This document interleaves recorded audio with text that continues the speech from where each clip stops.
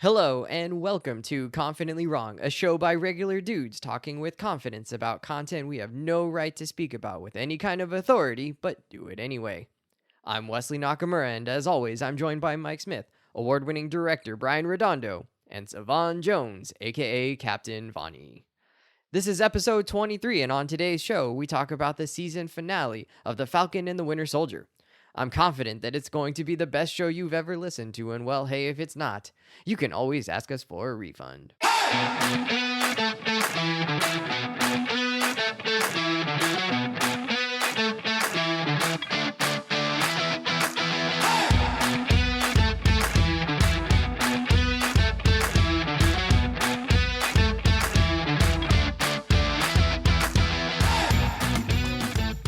So, last week, Falcon and the Winter Soldier wrapped up their run, episode 6.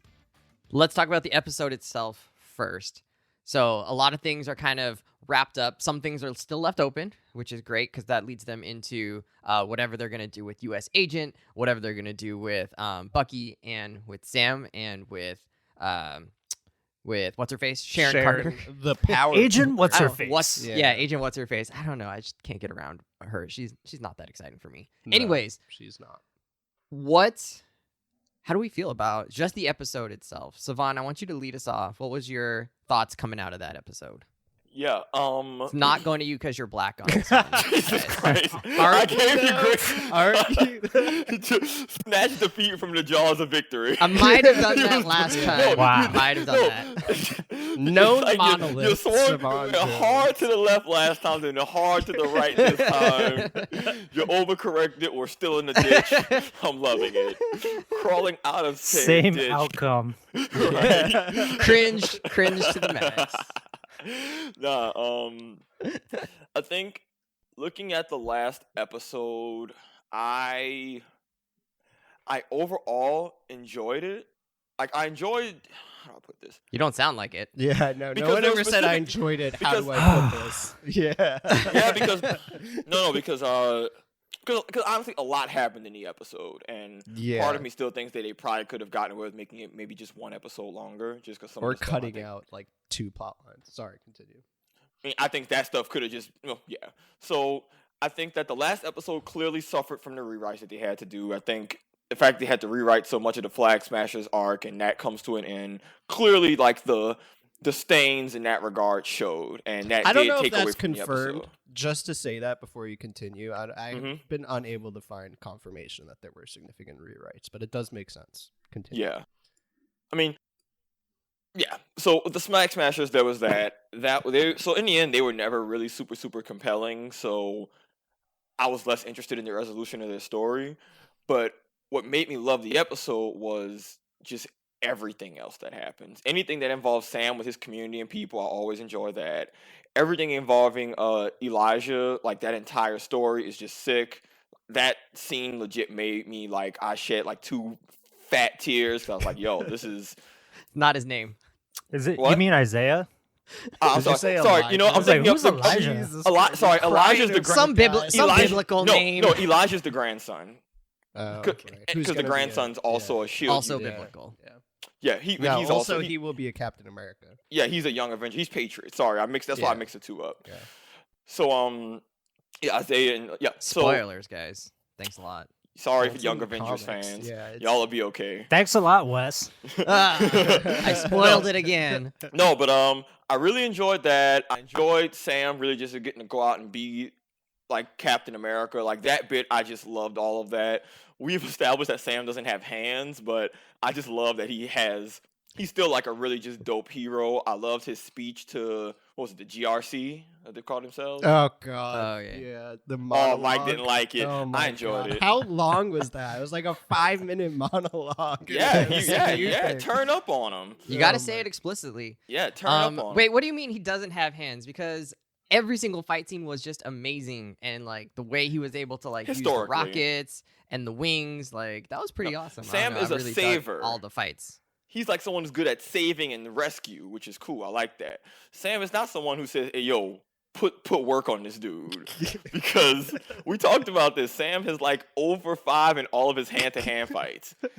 Can you list them? Ant-Man, Spider-Man, Ant-Man, Spider-Man, Winter Soldier, Batrock, Crossbones. That's 5 right off the bat. Oh, you specifically mean like hands, like punches, Hand-to-hand kicks. combat. Hand-to-hand Okay, all right. combat. Because like And when he's got even- the wings on, he's pretty dope. No, like he just can't fight, Yeah, which is the- okay. But- You know? Even in the show, in episode 2 or 3, when they first encounter Carly and company on the 2 trucks, he's not doing so great for himself. And then even in the final episode, when he's facing off against Batrock 1-on-1, I mean, he's sort of just going 50-50 with them, maybe even 45-65. And Batrock's What a percent dude. of these 6 fights he's lost have been against people that have superpowers, though, or super strength? All except for Batrock, Yeah. who's I a don't dude. know what Batrock and is. What is Batrock? Batrock was the guy with the He's like French. A French guy. Yeah, Oh, that that French came guy. back at Or the end. Algerian. And Yeah. like, like Yeah, but he 90% was of also the people guy are like, from the "I don't beginning of Winter Soldier who Yeah. Captain America puts the hands on. So he's just a dude. And then Okay. Crossbones, Rumlow, know." Yeah. is also just a dude. So he's at least 0 for 2 against just dudes. Well-trained dudes, but dudes nonetheless. Nah, but overall, I enjoyed it. The Flag Smashers took away from the overall episode because they were never really super compelling. But the show, I think, still did a great job of having the side characters and side plots be interesting. I enjoyed seeing John Walker. I enjoyed everything with Bucky. I enjoyed Sam with his family and I enjoyed his GRC monologue. I enjoyed how they're setting up Sharon Carter and her stuff within the government and what that could mean. All of those things I enjoyed, even though the Flag Smashers definitely kind of fell flat when it was all said and done. How many separate plot lines are in this show? A Like, lot. even if they kind of intersect, like in a 6-episode show, there's like 5 different things going on. There's like 3 different villains, essentially. 4 if you count now. There's Walker, there's the Flag Smashers. Not really a villain. I mean, he was an antagonist for most of the show, and then Contessa is clearly a villain. So Walker, Asterix, the Flag Smashers, Zemo, not a villain, but also like an antagonist kind of. Was he an antagonist? And the Power Broker. Well, there's I don't a know. plot It's just line like around how him. many, how many of these people are they having to come up against with like these kind of moral or physical quandaries? And it's just like how many of them actually hit. And I guess I'm kind of just like diving into like how I feel overall, which is kind of mediocre now at the end. I've lost Tell control. us more, We were supposed to just talk about the episode. That No, was, go ahead. all right. No, I mean, the episode, it kind of, for me, it like summed up the way I feel about the show, where it's like there's really great moments in there, but it's also so much of it is like I either don't know what's going on or I know what's going on and I don't have a reason to care about this. Like and spoiler alert, I guess, but like the after credits scene with Sharon Carter, I was like, I could not care any less about this. Like, it's just like so much of it just seems like almost half-baked, I think. And maybe it's confirmation bias. Like, if the rewrite thing is true, then it kind of feels like the first Justice League movie, where it's just like there's so much going on. It seems like they didn't put the time in to actually develop those plot lines, and there's so many plot lines. Like, it seems like it could have been like a 10-episode show. Yeah, and I think the Sharon Carter stuff, I mean, her character is just emblematic of, or is that the center of everything that goes wrong with the show? It's just like Sharon Carter, we don't really know her as a character to begin with. We don't really know much about her by the end. We don't care. So when they get embroiled with her little world in Madripoor, it's all weird and confusing. And then she's the one that takes out Carly in the end. And that's the resolution of the main antagonist. And then, we get this after credit scene and, all this stuff about realizing that she's the power broker. Like, they're trying to set things up for the future, but they haven't established her in the present.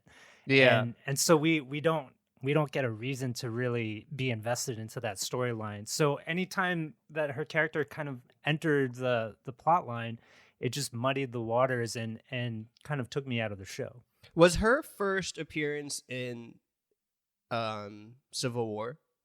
No. Winter Because Soldier. it's Winter She was Soldier. in Winter Soldier? Okay. Mhm. 'Cause Yeah, She was the she was living neighbor, next and she door. was- Oh, Yeah, I remember. 'cause the she was guy. always spying Yeah, on him. Yeah, but she wasn't like a major character, right? No. She's No. never like had and then okay, so then she's like that, side character Winter Soldier. Then she's like, oh, we know who she is now in Civil War. And then there's the weird thing where it's like, oh, I was in love with your aunt. She's dead now. I'm gonna hook up with you. And then she helped Yeah, them get there. and then that was her There's- launch and point then, to yeah, become and then the that power was broker. it. And then she got their stuff back, and now we're supposed to be like, oh my god, like it's just honestly, it's like kind of befuddling the show to me because it just seems like we're beyond this in the MCU.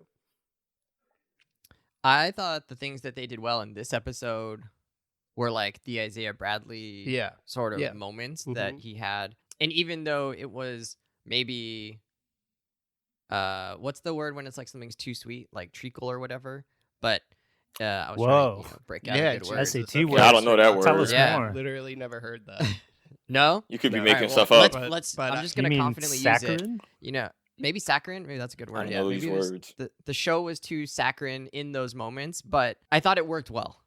And sometimes you can go for those moments and actually pull it off. And I think they did a really good job there. Like part of it is that the character, I wish I knew his name. I probably should have looked it up. The actor who plays Isaiah, everything displays on his face so well, right? Mhm. Like when he's in pain, you can see that, but you can see his moment of like, I don't know if it's pride, but it's sort of just like, oh, I can be relieved a little bit of the like pain that I've been carrying for this whole time. And the way in which he felt like his life was destroyed, and he feels like now there's a little bit of just a little bit of hope moving forward for him and probably for his grandson as well, and for what Sam maybe is capable of. So I just thought like the way you could see all of that on his face without him actually saying a whole lot was like really well done. Sometimes you can show it better than you can say it. So I thought that was Isaiah is such a scene stealer. Yeah, Oh, for I sure. really hope he makes constant appearances in anything Sam Wilson is involved in. So maybe he's like the type of character that Sam goes to bounce ideas off of or to politic or something. And I think that would be a really entertaining dynamic in the future. Yeah. He better be in Cap 4. Yeah, yeah. I mean, like, how could he not be? Well, his worldview is very different than Sam's, right? And so if he's going to Isaiah for advice, there's going to be these moments of like Sam's actually probably not going to agree with him, right? He's not going to give him the advice that resonates with what actually Sam feels is right. And so that could be a little bit of an issue where you've established that Isaiah is a different character and has a different worldpoint or worldview, and then how is Sam supposed to go to him for actual like mentorship? Right, he might get a countering opinion, but he's not going to get the same kind of advice that's actually going to help him be his true self. See, Unless Sam is just like, I'm not going to do it that way. See, I don't know I if think I it's agree like with the that though. Carly dynamic, right? It kind of just tempers him. It tempers Sam. Yeah, I don't know. I kind of see it as like they already did that dynamic, right? Of he has a different worldview, different opinion. Like that's already happened where he's gone to him for advice to talk Right. about what this means. But that's and what they I'm saying is like, disagree. how could he go back to Isaiah again and again when we know that Isaiah's worldview is very different than Sam's? I mean, because like the same reason I can go to like my grandmother about different worldviews, but still be able to get insightful. I have conversations with my grandmother, and I's worldviews are very, very different, even though we have things in common. But even though I know, okay, we're gonna fundamentally disagree on a bunch of this stuff, your insights are still different and still can help me get perspective. So like that's one of the things that I said earlier. I praised the show about of not having the black characters be monoliths. Like those two are fundamentally different men, as they should be. They grew up in different worlds and different circumstances. Doesn't mean that they still can't inspire and build on one another, even if they don't interpret things the same way. Someone can say, oh, I don't agree with this, and that's still like, all right, bet this can still inform what I think is the right thing to do. And I think Sam already did that because he acknowledged his pain and his experiences, but still also said, I'm still going to do things my own way. But he was still inspired by that conversation, and that still helped him figure out what his own way would be. But that makes me think Well of like, said. oh yeah, that makes me think of like Alfred and Batman or Bruce Wayne's relationships in some of their movies that they've had over the years. But I feel like in those instances, it's always really clear that Alfred wants Bruce or wants Batman to be like the best version of Bruce that he can be. Whereas Isaiah, it's not that he doesn't want Sam to be the best version of himself. He thinks the best version of himself is not doing what Sam is fundamentally doing. right? And so that becomes a little bit of an issue where it's like, if Isaiah's going to stay true to his character, how is he going to actually like continue to like push Sam to be his best self when his actual outcome is actually, Sam, you shouldn't be doing this. So I kind of think of the dynamic more comparable to maybe less so in the mentor-mentee role, but more so in the we have fundamentally different worldviews, but still have mutual respect. Is like you can do it with the Cap-Tony relationship. Those are like friendships that clearly build on each other and they help each other grow and get new perspectives, but they are still fundamentally different people who fundamentally value fundamentally, like Tony and Cap are just opposite ends of the spectrum. No, but they're peers. Like this has much more of like which is why the mentee mentor, but still the bouncing ideas off of like we still have different. I think the different perspectives part is still where. The peers part is different, but you know what it kind of reminds me of, like Batman Beyond with like Yeah. that new Batman. that's Totally. actually that's yeah. the best one. I like that one Yeah. a lot more. Yeah. The so- grizzled Bruce Wayne, and then who's the kind younger of just Batman. like, don't do this, and then he's youngin, or even like oh god, I can't believe I'm about to say this, but like Ray and Luke Skywalker, kind of like that kind of Yeah, thing. honestly. But Yeah. Anyway. Yeah, 'cause you can have a Um, mentor and still put your own twist on stuff, even if. Well, you that's the whole fundamentally thing. Is like disagree with she like still believes in the whole. Oh God, no, stop me! I'm not doing this. I'm not doing this. He's right now. defending No, it. I'm not doing We've this. made No, him I'm not- I'm defend not the last defending it. trilogy. I'm not defending it. I'm just saying, yeah. Ugh. Anyway, all right. So Look now what that we we're- did in the show. We broke Mike, guys. So We broke- here's This was the- just a long con to break Mike. to get me to. I'm actually like turning red and kind of worked up right now. You really get All right, mad, Coach. here's a question. So I don't think it was like announced until like at least during the show's run, but there will be a new Captain America movie. So my first question is: after watching WandaVision, do y'all feel more or less or the same excited for the follow-up movie, the Doctor Strange multiverse? Remembering we got that post-credit scene where she's reading the book that obviously Doctor Strange reads. Are you more excited for that movie having seen WandaVision? Just yes or no? Oh yeah, definitely. No. Okay. I'm more excited for Captain America. Really? So that would be my next question. Like, are you Yeah. now having seen this? Do you feel like, oh, I'm way more into like I'm really ready to see what happens next with these characters? I'm really into that movie. Because No, for I me, take it's that kind back. of No, I want. Yeah, no, I take that back. I do want to see where they go with Wanda having her like much expanded powers and more control over them, and accessing the Death Book or whatever it's called. Darkhold.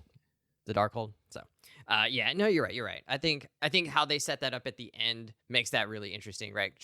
But her powers are so much more expansive, and she's clearly going to have. Like, yeah, a I mean, much not to crazier compare the effect. two, but to So that's hard, compare it but- as like a a really long trailer as essentially what these shows are. Is Yeah, a way like- to get you to watch the movie later down the line. I don't know. I'm I gonna sit don't on the really fence like with Savon because here. like is the Power Broker going to be the main villain in the movie? I'm certainly not interested Doubtful. in that. God, I hope not. No. Yeah, So can I say one thing on the Power Broker of why I was Okay. interested in it? Okay. The main I don't think they're setting her up. I think they're clearly setting her up for either Secret Wars with the Skrulls or something, or I think they're which gonna has been tie her announced, by the way. Which has Oh, wait, been they're announced. doing that. Oh yeah, they're doing Secret as Invasion. a single movie, not as like Okay, yeah. that's fine. But Still take it. I'm excited because I think that the whole mole into the government thing, I think that's really setting up the time to Don Cheadle show Armor Wars, which, I think that's what they're going to do with the Power Broker. They're setting her up as for the people who work more in the military type MCU characters. But as far as thinking about the hype for the two respective shows, I'm still really Lose. excited for Multiverse of Madness, but WandaVision didn't hype me up more for it because it's a Doctor Strange movie at its core, and because I haven't seen any Doctor Strange, that's really what is going to have me interested. You haven't seen either of the movies? No. I mean, I haven't seen any of him post yeah, Endgame. Yeah. So okay. I like Wanda, and seeing her expand the stuff in the show, I loved WandaVision. It was amazing. But it didn't hype me more up for Multiverse of Madness because it doesn't really tell me anything else more about what it's really going to be. And I'm more excited to see what Doctor Strange's role is. So- I'm still hyped. Don't get it twisted. I'm extremely hyped. But WandaVision didn't build my hype more than what it already was. It just kind of was like, all right, cool. This will be nice. I'm excited for Captain America 4 because despite all the issues with the show, which is mainly just, I think it could have been they either should have cut parts out or made the show longer, like one or the other. I think they did which a is worst such of both worlds. Weird dichotomy. Yeah, it was like I think they did the worst of both worlds, where they had too Yeah. few episodes and too much content. Yeah. It's That- almost like they hard, sat yeah. on the fence and didn't really take a side. Honestly, yeah, this is what happens when you They're aren't looking at decisive. clouds or Good something? Like- callback. It's like, Wes. hey, do we want 10 episodes and we do what we want with each one, or Yeah. but I'm really excited because I was very curious of like how Anthony Mackie could handle being a lead Mhm. and being Captain America, and And he I can. really enjoy him. Yeah, he He's can. fun, Yeah. he's humorous, he has his own distinct identity from Steve. He's not like just a Boy Scout. He like when he was flying, he really told dude, hey, you earned this ass whooping. I'm like, yes. I'm like, yeah. Like he just has his own personality. He's not a fighter like Steve, but he's an amazing, like he's great at saving people, which I think they really drive home. So he's fun to watch, and Like when he floated down from the sky like an angel. like an actual like Mercy from Overwatch. Oh my goodness. I 100% like agree that the characters in this one can be way more interesting in the next movie. Like Sam is really interesting and really funny and charismatic. So is Bucky. Whereas like Wanda and Doctor Strange, they're just, by how they're being portrayed in the movies, are a little bit more like reserved or uptight, and they just have a little bit less like personality. I think they're less And I think- relatable. They're mages Yeah. in chaos magic. Like, they're very hard to identify with what their problems Well, in life are. I mean, it's hard to identify with like Rocket Raccoon. Like nobody's a but like he's relatable. I totally like, a ton, relate to him. right? Yeah, but I Rocket have- isn't I a have lead in a raccoon, movie. like tendencies. I love cars. I need you those know. gadgets. But like Groot has like Yeah, is also like that. really funny and charismatic, and he's like weird, and no one's gonna relate to him. But Oh, I totally I mean, I relate to think- Groot too. yeah, so I'm saying His- like the teenage Groot. they haven't done that with Wanda or with Doctor Strange, right? Both of those characters are sort of unrelatable, and they're not very charismatic in the way that they interact with other people. So that's all I'm saying is like I think I much more enjoy seeing Sam and Bucky and them like do their thing. So hopefully the movies stack up for them. I disagree on the Wanda point though. Yeah, you find her compelling. I think like we have more reason to understand where she's coming from. I mean, if you recall like all the trauma that she experienced, being separated from family and losing family, and then also being at this juncture in her life where she could become a villain, she could become a hero, but she has more ability and power than she even realized before, and now has to grapple with that. And so does the rest of the universe around her. And I think that's what makes her compelling. Whereas, someone like Sam Wilson, who up until this point was more of a sidekick, more of character or character banter kind of foil, he now has his own moral compass and own ideas that he's grappling with, and as Savon said, is his own kind of hero. And I think he's compelling for different reasons. But I think in both shows, the characters are moving beyond the sidelines and have kind of like have motivations that I think we as audiences can latch onto. It feels like though. Well said. I mean, Facts. I know you, and I feel like if I'm making an NBA analogy here, Wanda is more like James Harden, powerful, but like lacking a little bit of the spice. Allen Iverson, Lacking spice. charisma for days, like played the game with such panache, and that's more like some of our more exciting characters. I don't know, with Star-Lord, even Anthony Mackie, right? Like playing as Captain America or Falcon. It's fun to And watch you would them choose. be on I feel screen. like Brian would choose Iverson every day of the week if he was going to watch somebody play. And so interesting that you're like making the argument sort of for the more bland but more powerful character. It's weird to me you find her to be bland. I mean, the whole show is her having like Yeah. an explosive traumatic event. Well, I guess. Well, I get And what it he was kind the of means better by show. bland. Well, yeah, it was a But, better like, show. she's just not like she's not funny. She's not yeah, but she's witty. crazy. Yeah, but I think that's his point, though. Like, one is more entertaining to watch than the other. Like, WandaVision was dope, and like I agree, WandaVision's dope, but I do think there's a point to be made that watching Sebastian Stan and Anthony Mackie on screen is just more entertaining with their interactions with each other, which doesn't like speak on one show being better than the other, but I think some characters are just more fun to watch do their thing because they're just Yeah, that's what I'm like saying. watching Tony just like Iron Man do his banter stuff is just entertaining. That's just more Yeah. entertaining than watching Steve be a Boy Scout, even if you like Steve as a character more. So are you saying you preferred this show to WandaVision? Wes? I think I did. Really? I think, yeah, I think it wasn't as well done. So that kind A lot of of fun down. faces. Facial Yeah. reactions. Well, I fully Yeah. acknowledge that I'm like a fanboy. So for me, I remember reading the Falcon comic as a kid when he became the new Captain America, and they really did like the suit in the show looks just like the comic one. So Oh, I does it? hated I the suit didn't in like the the show. suit either. What is with the white? Like it looks so weird. And it looks people baggy don't like too. people don't like the cowl on the neck look. I don't like any and- of it. It's Oh, so Anna hated weird. that part. Oh, it's see, so I like it. weird. She just But kept also, saying, like, why does it gotta go up the neck like that? Why are his ears exposed? Batman has a cowl. No, he has a whole mask though, not like the top of his head. Like I mean, it was such a 1-to-1 with the comic book that I'm like, what did the production designers do? What were yeah, they, like coming they're from just like such a "Oh, sick here-" suit for Wanda at the end, and like that was such a cool like plot moment to like this when it was like, is that like 2 sizes too big, bro? Like, and like who did the coloring? You know? Could you imagine if in the Haters. X-Men movies they wore the actual costumes from the X-Men comic books? Oh my god! Like if Wolverine One of had the that movies giant references mask that on I his think. face?